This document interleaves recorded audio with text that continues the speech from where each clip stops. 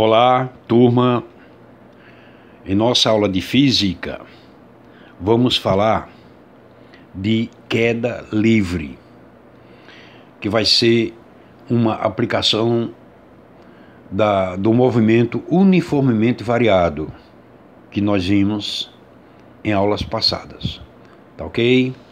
Vamos falar de queda livre segundo Galileu Galilei, que diz o seguinte: o movimento de queda livre foi estudado pelo físico italiano Galileu Galilei.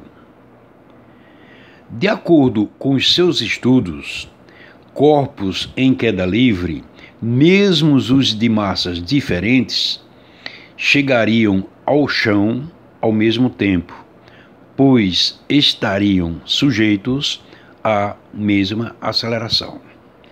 Veja bem, pessoal, se você soltar de uma mesma altura dois corpos com massas diferentes, eles chegarão ao solo no mesmo instante. Por que isto? Porque a velocidade dos corpos que caem não depende da massa desses corpos, e sim da aceleração da gravidade. Tá ok? Então é isso que nós vamos falar, né? Estes corpos estariam sujeitos à mesma aceleração que nós chamamos de aceleração da gravidade. Em um dia, diante de um grande número de estudantes e alguns amigos, o sábio italiano fez sua experiência, jogando do topo da torre de Pisa dois corpos. Um pesava 1 quilograma e o outro 10 quilogramas. Todos viram os dois corpos tocarem o solo ao mesmo tempo. Pois é, pessoal. Foi feita essa experiência por Galileu Galilei. Ele soltou da torre de Pisa, do topo da torre de Pisa, dois corpos. Um pesava 1 quilograma e o outro 10 quilogramas. Foram soltos ao mesmo tempo, de uma mesma altura. O que aconteceu? Os dois tocaram o solo ao mesmo tempo.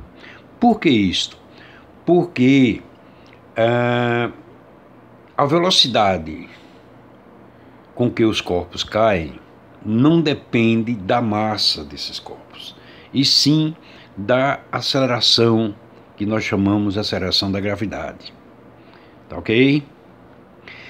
A queda livre é, portanto, um movimento descrito pelos corpos abandonados a uma certa altura, que acontece exatamente pelo efeito da gravidade local.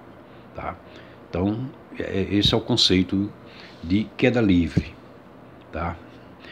Vamos falar de aceleração da gravidade.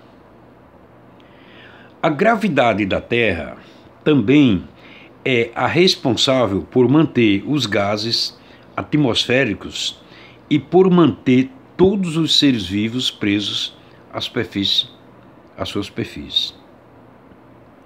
A intensidade da gravidade, medida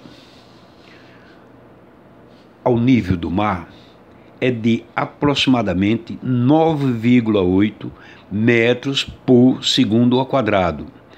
Para efeitos de cálculos, utiliza-se 10 metros por segundo ao quadrado. Veja bem, pessoal, a aceleração da gravidade foi calculada experimentalmente e o resultado é 9,8 metros por segundo ao quadrado. Só que para efeito de cálculos, nós consideramos 10 metros por segundo ao quadrado. O que é uma aceleração 10 metros por segundo ao quadrado? uma aceleração 10 metros por segundo ao quadrado, significa dizer que a cada segundo, né, a velocidade aumenta de 10 metros por segundo. Esse é o conceito que nós vimos de aceleração, tá? Então, a cada segundo, a velocidade aumenta 10 metros por segundo, tá? Então, é isso aí. Quando um corpo é abandonado a alturas próximas à superfície da Terra, a velocidade em que ele cai aumenta a taxa de 10 metros por segundo a cada segundo. O que é 10 metros por segundo? É a mesma coisa de 36 km por hora. Por quê, pessoal? Porque para você transformar metros por segundo para quilômetros por hora, você multiplica 10 vezes 3,6, que dá 36 km por hora. Para você transformar quilômetros por hora para metros por segundo, você divide o número por 3,6, portanto 36 dividido por 3,6 dá 10, tá? Então, já estamos sabendo que a aceleração da gravidade normal ao nível do mar é 10 metros por segundo ao quadrado. Isso quer dizer o quê? Que a cada segundo a velocidade aumenta de 10 metros por segundo. Tá? Para este tipo de movimento, desconsideramos o efeito da força de atrito. Então, não é considerado a força de atrito, tá? Tiramos fora isso aí, tá bom? Vamos dar um exemplo aqui. Em João Pessoa, à beira-mar, a aceleração da gravidade é maior que na cidade de Areia. Realmente, pessoal, em João Pessoa, a beira-mar se encontra ao nível do mar. Ao nível do mar, a aceleração da gravidade é 9,8 metros por segundo ao quadrado, que consideramos 10 metros por segundo ao quadrado. Mas já em Areia, como a altitude é maior, porque a aceleração da gravidade depende da altitude. Como a altitude na cidade de Areia é maior, por volta de 700 metros, então a aceleração da gravidade lá é menor, tá ok? Já na Praia do Bessa, em João Pessoa, a aceleração da gravidade tem mesmo valor que em Copacabana, no Rio de Janeiro. É claro, pessoal, tanto a Praia do Bessa como a Praia de Copacabana se encontram ao nível do mar, portanto, elas têm a mesma aceleração da gravidade. Tá ok? Então, estando ao nível do mar, a aceleração da gravidade é normal, que nós consideramos 10 metros por segundo ao quadrado. Na superfície dos planetas, a menor aceleração está em Plutão. Em Plutão, pessoal, a aceleração da gravidade é 0,62 metros por segundo ao quadrado. O que quer dizer que, ao se soltar um objeto de uma certa altura, próximo à superfície, a cada segundo, a sua velocidade aumenta 0,62 metros por segundo. Tá ok? E a maior em Júpiter, 24,79 metros por segundo ao quadrado. Isto quer dizer que em Júpiter, se você soltar um objeto próximo à superfície, a cada segundo a velocidade aumenta 24,79 metros. Quando você solta um objeto, no início a velocidade é nula. No primeiro segundo, a velocidade é 24,79 metros por segundo. No outro segundo, já é 49,58 metros por segundo. No terceiro, aí você vai acrescentando sucessivamente, tá? Então, esse é o conceito, tá, pessoal? Já na Lua, como nós sabemos, a gravidade é 6 vezes menor que a da Terra. Na Lua, a gravidade é 1,6 metros por segundo ao quadrado. Isso quer dizer que a cada segundo que o corpo cai, a sua velocidade aumenta de 1,6 metros por segundo. Então você soltou o corpo, no início velocidade zero, nula. No primeiro segundo dá 1,6 metros por segundo. No outro segundo dá 3,2 metros por segundo. No outro dá 4,8 metros por segundo. Então a velocidade vai aumentando a cada segundo, vai aumentando o quê? 1,6 metros por segundo, tá, pessoal? Então é importante você saber que ao nível do mar, a aceleração da gravidade é 10 metros segundo ao quadrado, tá? E saber que fora disso, à medida que aumenta a altitude, diminui a aceleração da gravidade, tá ok? Como eu falei para vocês que em queda livre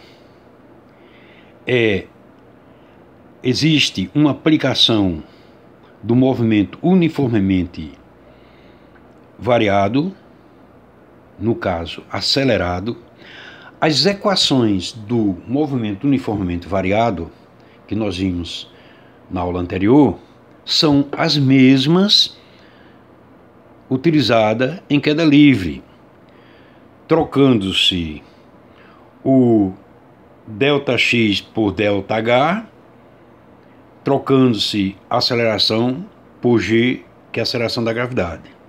Tá ok? Então a gente vai tocar nesse assunto na próxima aula, tá?